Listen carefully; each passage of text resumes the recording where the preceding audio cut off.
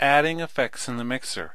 So we're going to look at adding some effects to the Rhodes, and one of the very first ones I want to experiment is one of the new things in FL Studio 8 called the Sound Goodizer. Now FL Studio has always been known to have creative names for things, and I think this is no exception. And this is one of actually my favorite plugins because just when I think I know what to expect from it, it gives me something that I didn't expect. Basically this is an enhancer of types, and it tries to make your sound go from bad to good. This is what it looks like, and we have a big knob and then 4 presets. Now if I might read directly from the manual, it says there's 4 carefully chosen, handcrafted, phase-locked, hyper-calibrated, bit-polished Maximus presets. And then it basically says just try them.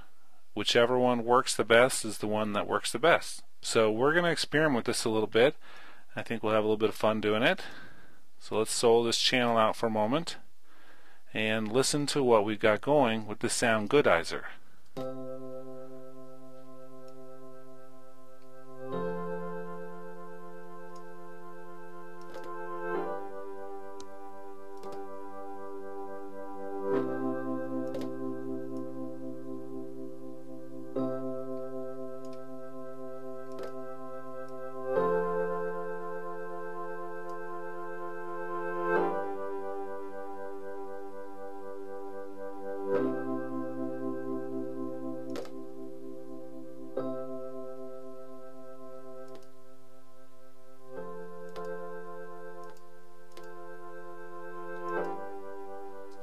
So I tried them all, turned it up and down a little bit, and then I turned it on and off so you can actually bypass the plug-in here by pushing this button, and that allows you to turn it on and back off so you can A/B comparison what you're getting.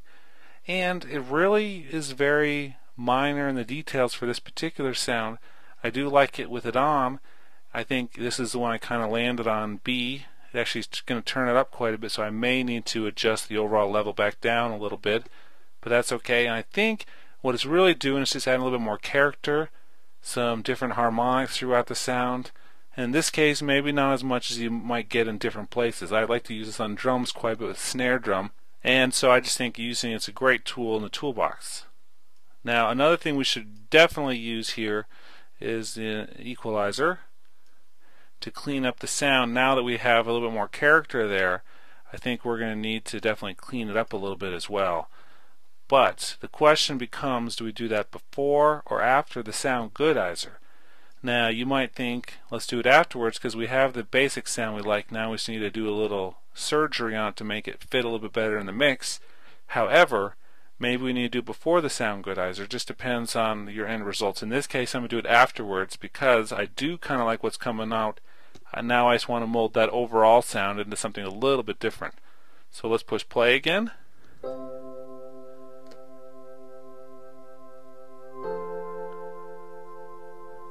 You can see this great EQ again with that spectrum below it. I'm going to take off the solo though because that's something we don't need at this point to hear by itself. I want to see how it's fitting in the mix rather than crafting it as a sound all by itself.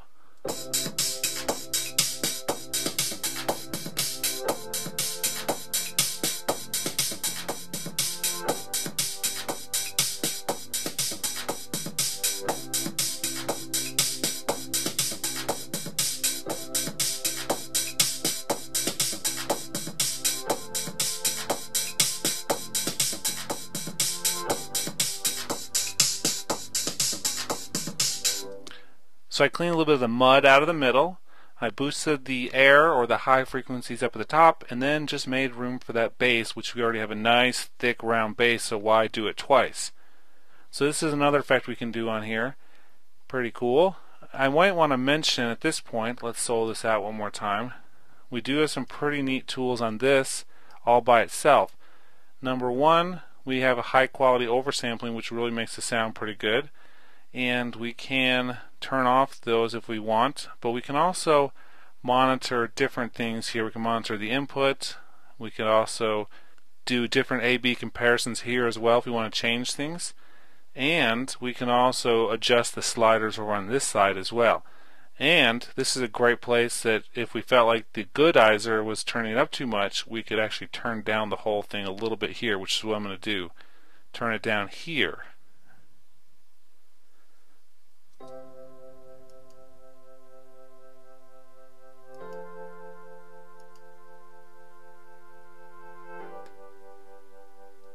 And then, as I get ready to go back in the mix, I'm going to turn off all the analysis tools because those take up CPU processing, and so we're just going to leave them all off for the moment when I'm not using this. That's a pretty good idea to do. Now we've got the Goodizer parametric EQ.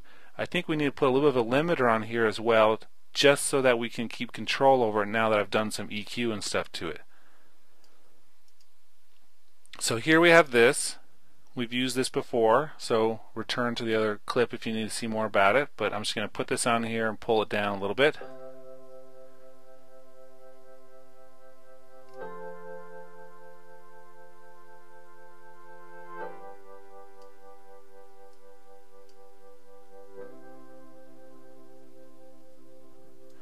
You can see when I actually pulled the ceiling down into the sound that you can see the removal process here. So that's a nice way to graphically see just what's being pulled out. It's actually going to show you. Okay, so those are the effects I'm going to use on the keys at this time. Let's move on now and do some other stuff with melodic instruments.